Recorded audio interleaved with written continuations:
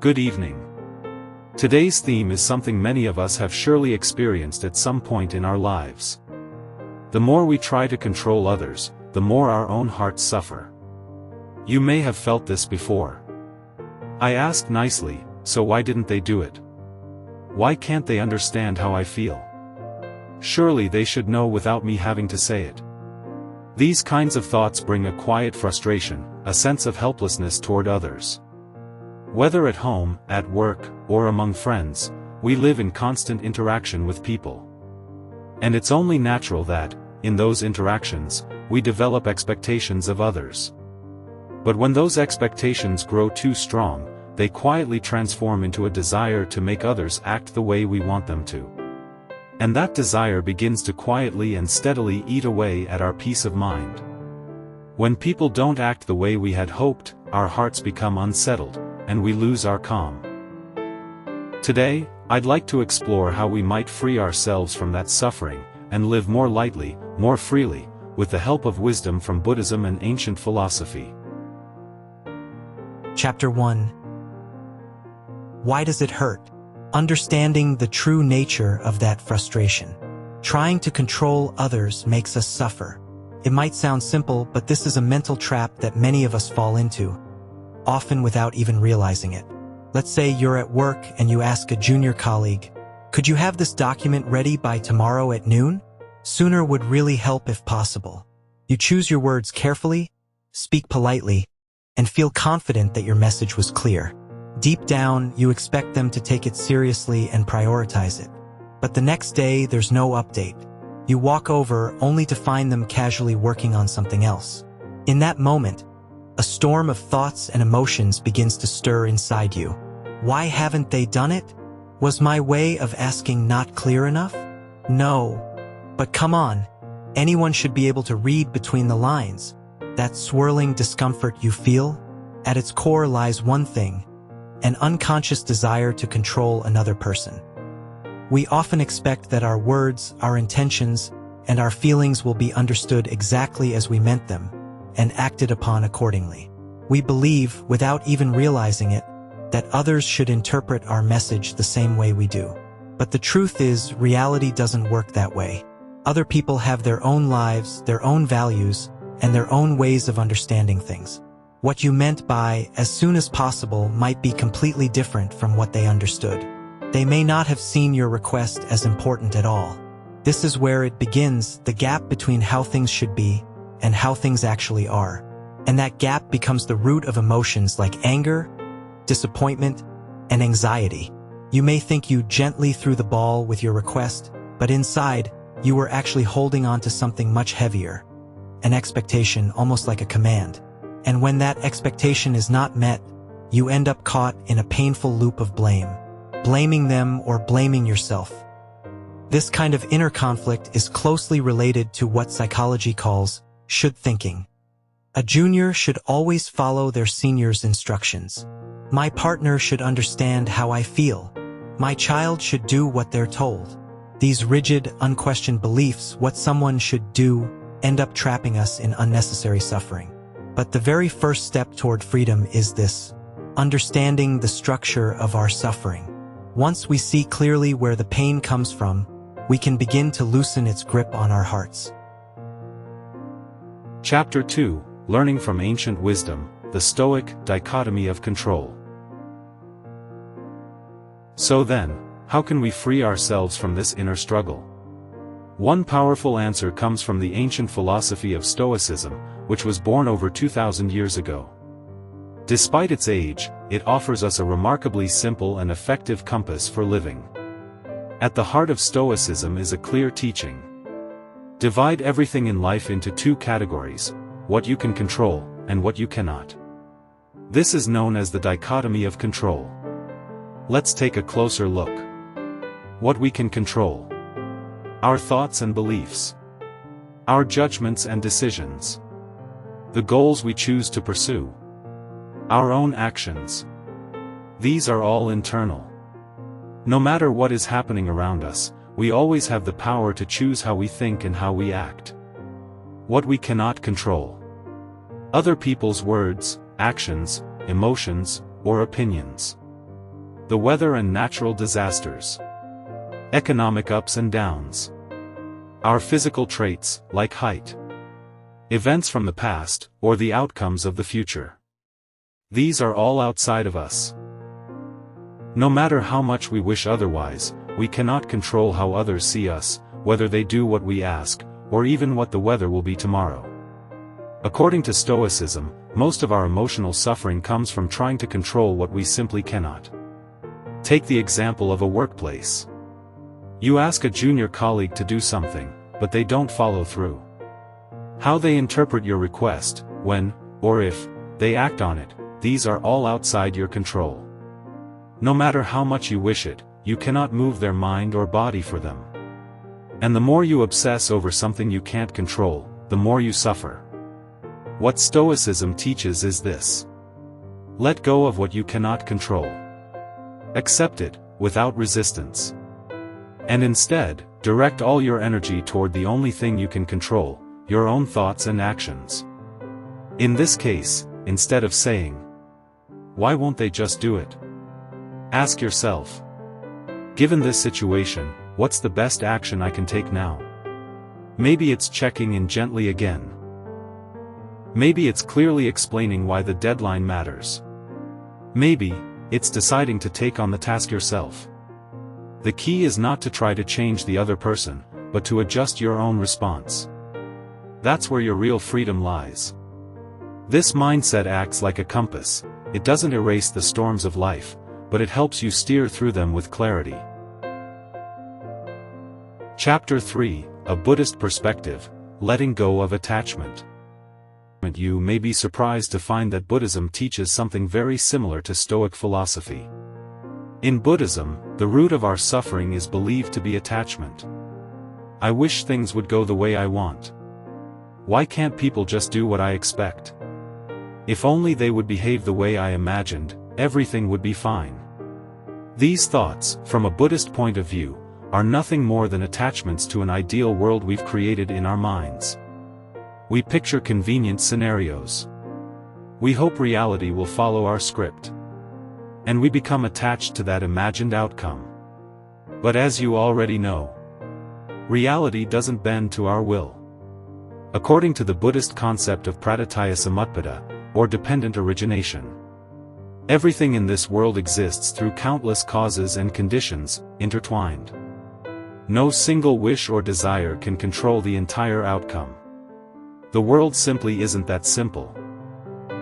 The more we cling to our personal ideals, the more we suffer when reality doesn't match them. So what path does Buddhism offer? It teaches us to let go. Now, when you hear "let go," you might think of resignation, like giving up. But in Buddhism, letting go is not passive. It's a deliberate, peaceful mindset. It means saying, maybe things will go as I hoped. Maybe they won't. Either way, I accept it.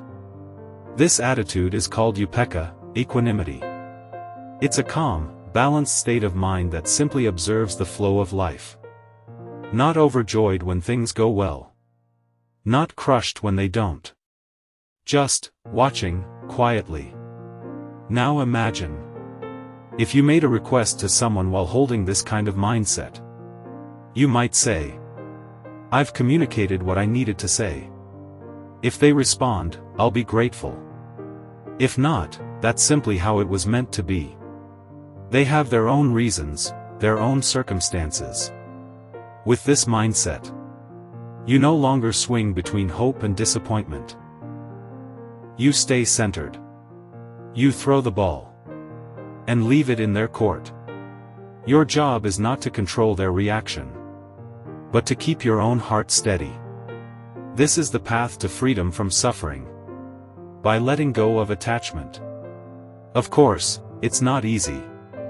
In the real world, at work, at home, you might feel pressure to get results. Letting go may feel irresponsible. But please remember, you can only control what you say, not what happens afterward. Drawing that boundary takes courage. But that very boundary might be the key that protects your peace. Chapter 4, A Practical Guide, starting today.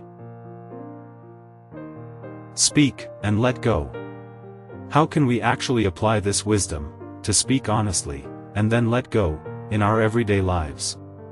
Let me walk you through 4 simple steps. Step 1, clarify what you truly want. Before saying anything to someone else, take a moment to ask yourself, what do I really want them to do? What is it I truly want to communicate? Instead of reacting with frustration, why won't they just do it? Try to shape your feelings into a clear, concrete request. Step 2, speak calmly and respectfully. Once you understand your own desire, express it gently to the other person. Use I messages, not you messages. Say, I'd appreciate it if you could. It would really help me if. This approach makes it easier for the other person to hear you, without feeling judged or blamed. Here's a less effective example. Why do you always leave such a mess? And here's a better way to say it. When the room is messy, I feel uneasy. It would help me a lot if you could tidy it a little. Speaking honestly is never a waste. It gives the other person a chance to know how you feel, and what you're hoping for. Step 3, consciously let go of the outcome. This is the most important part. After you've spoken, release the expectation. Don't fall into the trap of thinking, now that I've said it, they must do it. Instead, remind yourself, I've thrown the ball. Whether or not they catch it, is up to them. If expectations start creeping in, notice it kindly. I'm trying to control again. But this part isn't mine to hold. Step 4, bring your focus back to your own mind. Even if they don't respond the way you hoped, try not to let your inner peace be shaken. Don't let someone else's behavior decide your happiness. Instead, gently return your attention inward. What can I do now? How can I protect the calm I've built within me? Their response is not a judgment of who you are. It's simply the choice they made. Practice these 4 steps in the small things. A simple request to your partner. A reminder to your child. A message to a friend. As you repeat this, you'll notice something. Little by little, you stop being pulled around by others, and you begin to stay grounded in your own quiet center. Chapter 5, The Path to True Freedom. Speak, and let go. This way of thinking is not just a technique. It's a shift, a fundamental change in how we live. We often let the words or actions of others decide how we feel. If someone ignores us, we feel down. If they disappoint us, we feel angry. If they praise us, we feel uplifted. But in that state, we're handing over the steering wheel of our lives to someone else. What is true freedom? Maybe it's this: to stay centered, no matter how others behave. To live with a calm heart, not a heart that depends on what others do. If our mood, our sense of worth, or even the value of our day depends on whether someone else does what we hoped, then we'll always be unstable. In the end, the Buddhist teaching of letting go of attachment and the Stoic view of letting go of what you can't control are pointing to the same truth. Don't let the outside world control your inner world. Only by learning this way of being can we discover a kind of freedom that no one can take away from us. Of course, we're only human. We live in relationships with others. It's not realistic to expect ourselves to have no expectations at all. It's natural to feel anger. It's natural to feel frustrated. But the question is, do we simply accept those feelings as they are?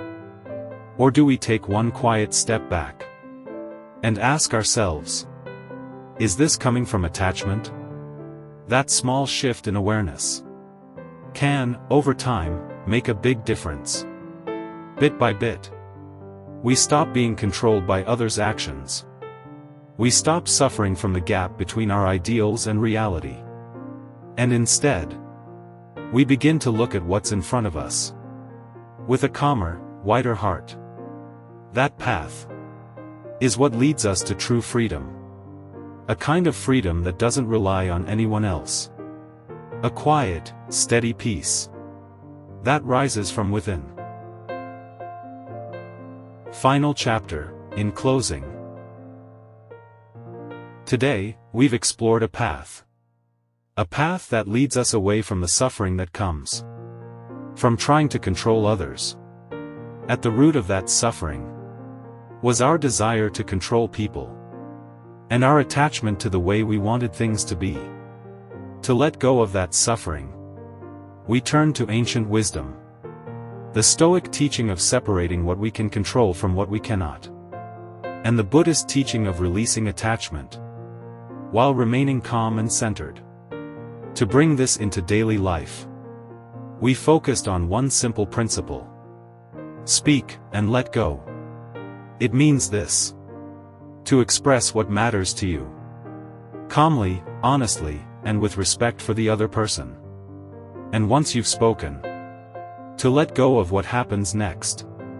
To trust the other person's freedom to respond as they choose.